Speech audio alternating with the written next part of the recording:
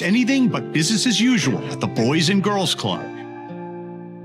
After days of courtship by 6 NBA teams and nonstop speculation, LeBron James arrives to finally tell the world his decision. I want to start this video off by saying first, LeBron made the right decision to join the Miami Heat back in 2011. If you think he made the wrong choice leaving the Cleveland team with no all-star talent and joining forces with two of the best players in the entire league in the pretty weak Eastern Conference, then I really don't know what to tell you. If LeBron's ties to Ohio weren't so strong, then the decision would have been a no-brainer for any other athlete to make in the same scenario. Now, the decision to make the announcement on the hour-long TV special on the biggest sports network in America, yeah, that was a mistake. A pretty significant one too, at least at the time. Many people during that time actually thought that LeBron did unrepairable damage to his image and brand with the Decision TV special. And while I think LeBron's image is more than recovered, I can't help but imagine 15 to 20 years from now, when LeBron's retired from being an NBA player and we reminisce on his career and his accomplishments, we will still ask ourselves, what in the world was Bron, his team, and ESPN thinking trying to milk a whole hour of coverage just for an announcement that at the most would have took maybe 30 seconds to announce, if that? In this video, we're going to dissect the decision. Whose idea was it? Who was for it? Who was against it? What did people hate about the special and the aftermath of the decision, and how it changed the NBA forever as we knew it. If you enjoyed the video, please make sure to leave a like, comment, and subscribe. It's free and it will help support the channel. Also, follow all of my social media pages. Those will be linked down in the description below. But other than that, let's get into the video, man.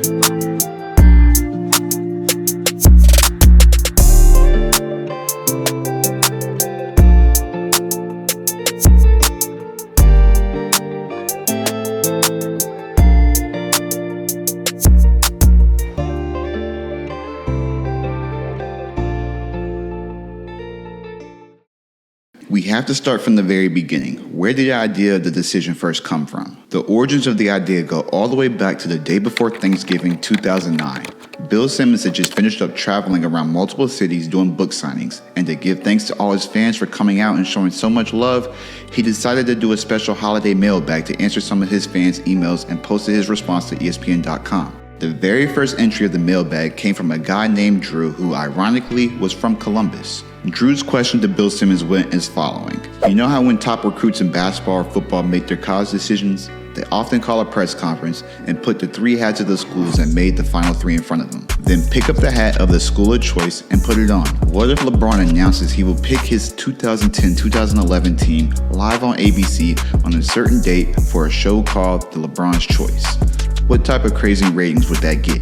And like the typical eccentric Bill Simmons that we all grown to love, he thought that it was a great idea and thought that LeBron should put his decision on pay-per-view, and even pitched the idea to Mav Carter and his agent at the time, Leon Rose, at the 2010 All-Star Game. Both Mav and Leon loved the idea of LeBron's free agency decision being televised, but the ESPN executives were lukewarm on the idea and decided not to pursue the potential broadcast seriously. That year's finals, however, during halftime in Game 2, Mav Carter ran to Hollywood agent Ari Emanuel and longtime broadcaster Jim Gray. Jim Gray pitched a live free agency announcement show that was executed during the decision to Mav and Ari. Mav, who was already into the idea before, was able to convince Bron that it would be a good idea. Ari reached out to John Skipper, the president of ESPN at the time, and told him that LeBron and Mav wanted to buy 1 hour of network television on ABC initially. But once Skipper got word that LeBron and Mav wanted to announce his free agency decision during the 1 hour on ABC, he pushed for the announcement to be done on ESPN instead. Bron's team was willing to do the announcement on ESPN,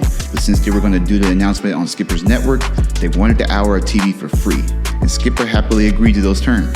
LeBron and his team in return opted to donate the $2 million made from ad revenue generated from the sponsors buying commercial time during the special to the Boys and Girls Club of America. And just like that, LeBron was on TV giving his announcement on where he decided he wanted to play basketball next season. Now, this announcement was massive. The entire world was tuned in, with the estimated 10 million people in the United States watching the show, with a peak of 13 million people tuned in at 9:28 p.m. Eastern Time when Bron actually gave the announcement that he was joining the Miami Heat. You would think that NBA executives would be thrilled about the NBA receiving this much attention during the summer.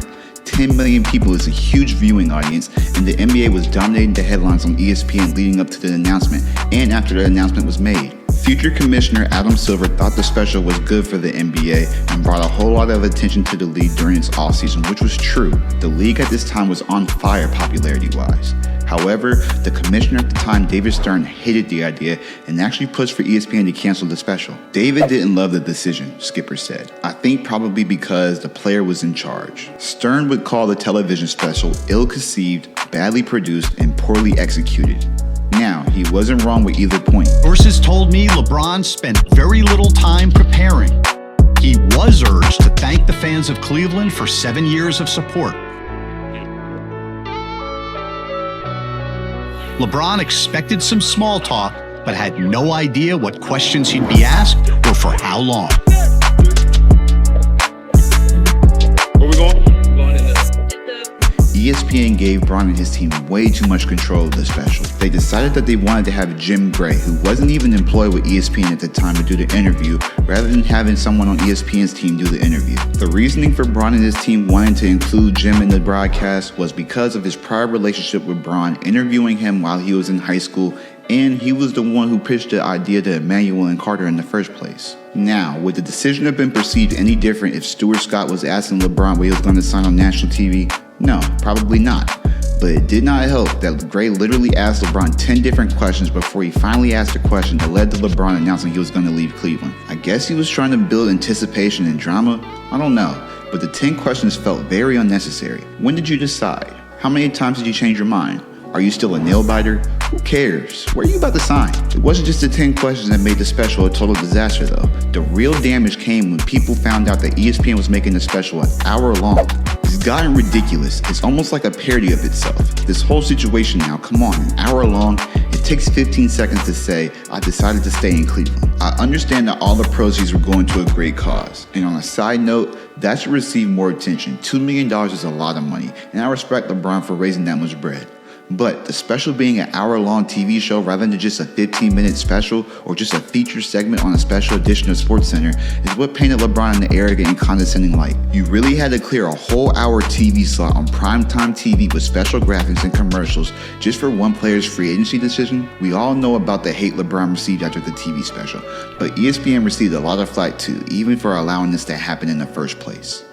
The decision is the worst thing ESPN has ever put his name to, and it will take a long time for some viewers to get over it. The truth is, how does anyone believe anything else ESPN reports about James from this point forward? LeBron James hijacked ESPN, selling the network on an hour-long glorified infomercial, preceded by 3 hours of breathless hype and numbing repetition. Many people accused ESPN of committing the cardinal sin when it came to ethical journalism, which is they were paying for news.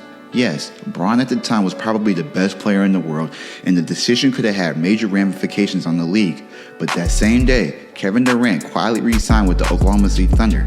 That same day, Dirk Nowitzki re-signed with the Dallas Mavs and actually ended up getting his first ring the very next year before Bron got his. Both of them easily top 10 level players in the league, but the only thing that was talked about on July 8th, 2010 was LeBron and where he was going to sign. It wasn't just an hour TV special. ESPN spent the entire day advertising the TV special.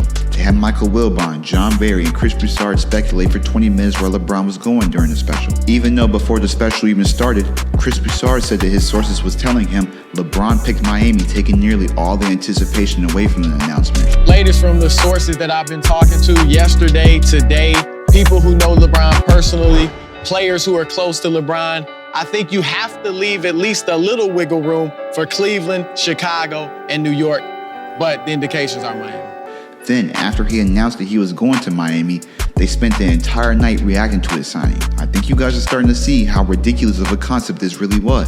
Now, I remember watching the decision at the time and I honestly thought it was a cool concept. But then again, I was 14 years old. And looking back on it now, knowing what I know now at the age of 25, I view the whole TV special as kind of silly in a way, and not the smartest business decision for ESPN or LeBron to make. The so-called worldwide leader in sports was literally shoving LeBron content down their consumers' throats. And yeah, the numbers and attention to the network was huge, but at the same time, you're alienating the fans of other players and teams by just talking about one player.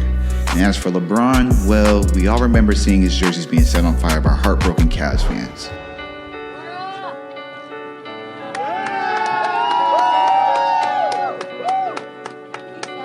Like I said earlier, the TV special being an hour long painted LeBron in an arrogant light, but if you go back and actually watch his body language during the announcement, he didn't seem very comfortable. Maybe it's just me, but during the interview, he didn't look like someone who was excited to be there. He had a nervousness and almost guilty energy to him, like he knows that he was about to let a lot of people down with the decision he's about to make. He tried his best to hide the fact that he was uncomfortable, claiming that during the special that he enjoyed the whining and dining of the free agency process. And it might be because we're looking at it retrospectively, but in my opinion, you could see all over his face, he looked nervous.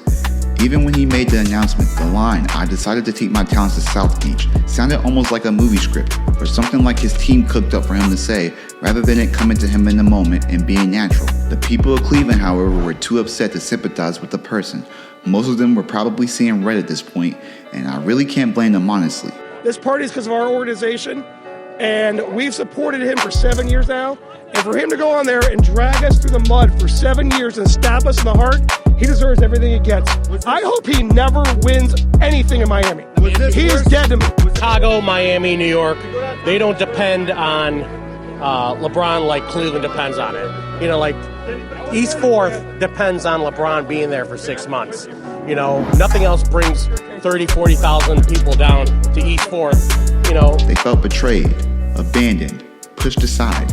They just watched on primetime television their franchise player announce that he's leaving, instantly sending their favorite team back into irrelevance. Now, with that said, I have never seen so much anger and hate from an athlete in my entire life. Even when KD joined the Warriors, he didn't go through 50% of what Bron had to deal with.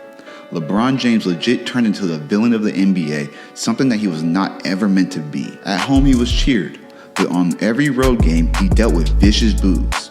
I think LeBron deserved to be the villain when it pertained to basketball and only basketball. He was on the best team and everybody wanted to beat that team. But the sheer scale that the hate got to was unnecessary. For example, Bill Simmons in his column claimed to blame LeBron leaving Cleveland the way he did because of the lack of a father figure in his life. Bro, for real? Just think about it for a second, bro. If this is how reckless and disrespectful someone was talking about Bron on that big of a media platform that Bill Simmons had at the time, then how reckless do you think people were talking about him with nothing at stake to lose? Just where's the 9/11? Get out of here. Like I said, nobody has ever received this amount of hate for leaving a team, but a reason for him probably receiving this amount of hate is probably because this is something we never seen a player of this caliber do. Before LeBron, it was not uncommon for a superstar at the level that he was at to spend an entire career with one franchise. If the player moved teams, it was often due to a trade or the team and player mutually agreeing it was best for both sides to move on. This is the first time we had seen a superstar bold enough to leave his own situation and actually take less money to join a team just to win a championship. It almost felt like cheating in a way. Like, how is he allowed to even do this?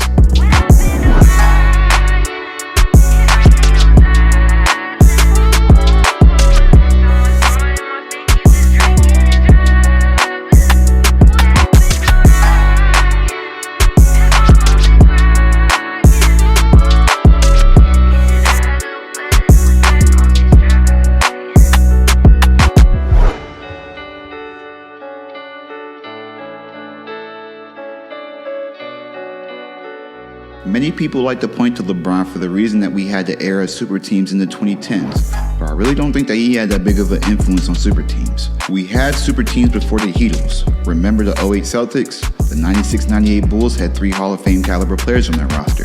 The 80s Celtics and Lakers had multiple Hall of Fame caliber players on their rosters. And if you go further back, you could find even more examples of super teams in almost any era of basketball. I do credit Bron, however, with how much movement we see now from players in the NBA. The initial hate was very intense, but like I said in the beginning of the video, LeBron made the right decision to leave Cleveland. The evidence being, he went from only having 1 finals appearance in 7 years to being a part of 8 straight NBA finals after making that decision, snagging 3 rings in the middle of that run, as well as coming back to the home team that he left in the first place, and bringing not just the team, the entire city's first championship in decades. Cleveland! This is for you! When other players saw the results Bron was having, many of them followed his blueprint. Not the TV special, nobody tried to do that dumb crap since. But the blueprint of taking their career into their own hands and becoming the author of their own story rather than having someone write their story for them. Some NBA players have been more successful writing their stories than others. I think a lot of players in the league need to understand that sometimes You don't need to write your own story, and we've seen some players make a mess trying to take control of their own situation, thinking grass is greener on the other side, and that just isn't always the case. Even LeBron has been guilty of trying to take control of situations that he probably didn't need to take control of. We do still have some players in the league that will end up spending their entire career with teams that drafted them, but it is much more rare to see. We see stars moving teams every summer, and rarely does the core of a team stay together unless they're competing for titles year to year. But I think that's what makes the league fun. It gives us something to look forward to during those long summers when there's no basketball being played. It gives us something to talk about. If LeBron had a do-over knowing how things turned out, I think he would still join the Miami Heat. But he probably would announce it a lot more quietly, rather than doing it on an hour-long TV special on prime time on one of the biggest networks in front of 13 million people live. But who knows? That's just my thoughts. That's the end of the video though. I appreciate you watching till the end. Until next time, it's your boy Zed, and I'm out. Peace.